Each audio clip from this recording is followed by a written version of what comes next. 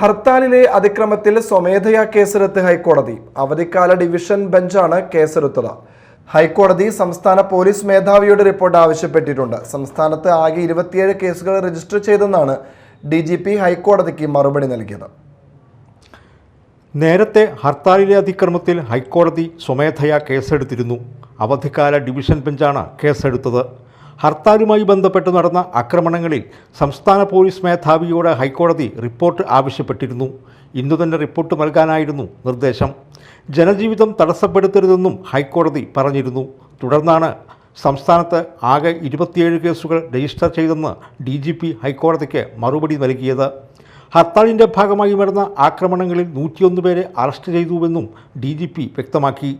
മാളയിൽ പ്രകടനം നടത്തുകയും ബസ്സുകൾ തടയുകയും ചെയ്തതിന് KPMS സംസ്ഥാന സംഘടനാ സെക്രട്ടറിയെ പോലീസ് അറസ്റ്റ് ചെയ്തിരുന്നു. ലോചനൻ അമ്പാട്ടിനെയാണ് ഇന്ന് രാവിലെ പോലീസ് അറസ്റ്റ് ചെയ്തത്.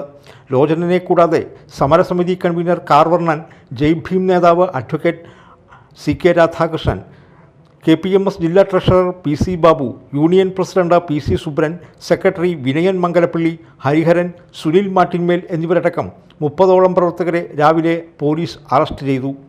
ദളിത് സംഘടനകൾ കേരള സംസ്ഥാനത്ത് ആഹ്വാനം ചെയ്ത ഹർത്താൽ വൻ വിജയമാണ് എന്ന് നേതാക്കൾ അവകാശപ്പെട്ടു.